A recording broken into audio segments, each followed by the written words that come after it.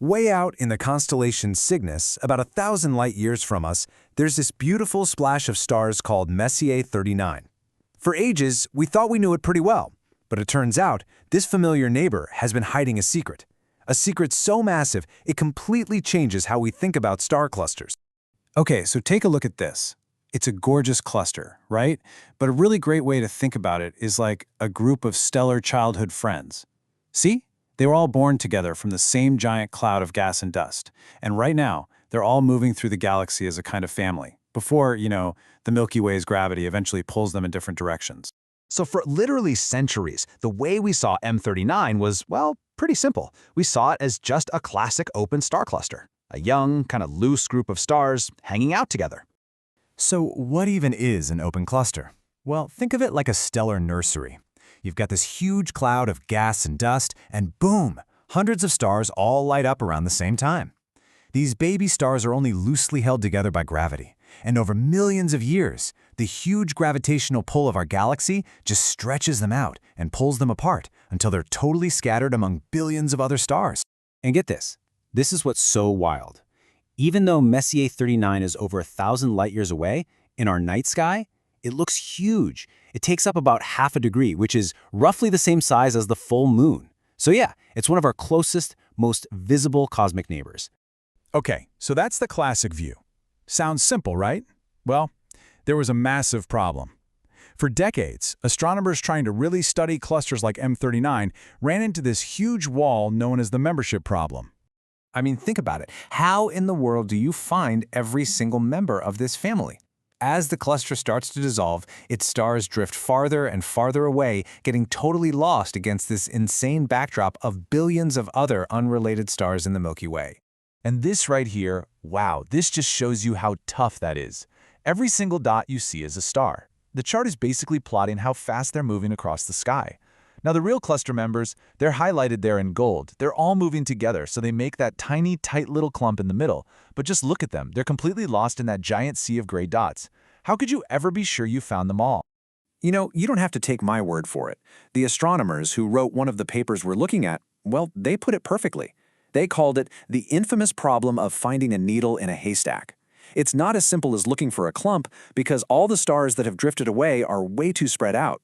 So for the longest time, this cosmic haystack problem seemed, pretty much impossible to solve. But then along came a technological revolution that was an absolute game changer.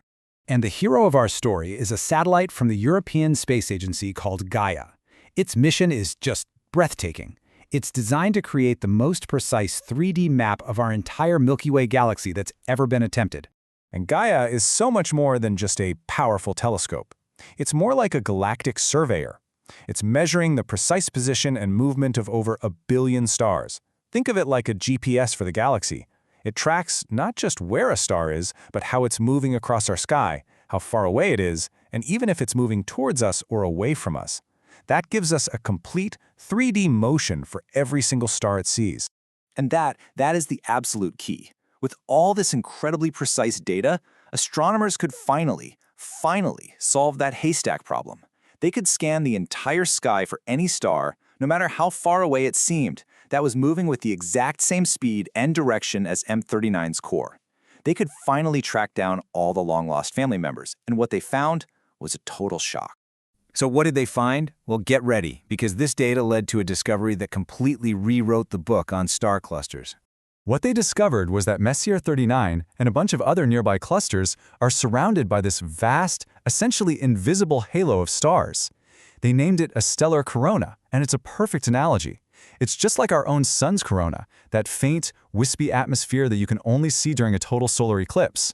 It's there all the time, but it's just completely drowned out by the bright center. And the difference between the two is just stunning. On the one hand, you have the bright core of M39 that we've always seen. It's tiny, it's compact, and it's held together by gravity. But then you have this new corona, which is just vast. It's all spread out, and its stars aren't even gravitationally bound anymore. They're slowly drifting away. But here's the real kicker. That bright core we all know, it's just the tip of the iceberg. The huge majority of the cluster's original mass is actually out there in this invisible corona. And when I say vast, I really mean it. These coronas can stretch for more than 100 parsecs, which is over 300 light-years from one end to the other. I mean, that is just a colossal structure that was hiding in plain sight the whole time. And this quote from the paper really just nails it. The bulk of the stellar mass is located beyond their tidal radius, which means it's in the corona. In other words, most of the stuff that made up the original cluster isn't in that bright little center anymore. It's spread out across this enormous invisible halo. We were literally missing most of the picture. So now that we can finally see the entire family, both the core and this huge corona, we can start to paint a much more complete family portrait. Okay, so we found this giant hidden family. The next big question is, what are they actually like? This discovery opened up all these new avenues for research. Now that astronomers could identify every family member, they could analyze the cluster's properties with detail they never had before. So they went to work. For the very first time, they did a super high-resolution chemical analysis of the stars in M39. From that, they were able to nail down a much more accurate age for the cluster, about 430 million years old, and they could figure out its unique chemical fingerprint. And here's what they found, which is so cool. By looking at the light from these stars, they can basically read their chemical DNA. It turns out M39 has about the same amount of iron as our Sun, but it has these unique levels of other elements, like a little less sodium and a bit more barium.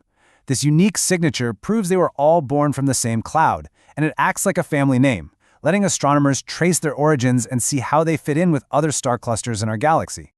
All right, so let's zoom out. What's the big takeaway here? Because this isn't just a cool story about one star cluster. It fundamentally changes how we see star clusters and maybe even how stars populate our whole galaxy.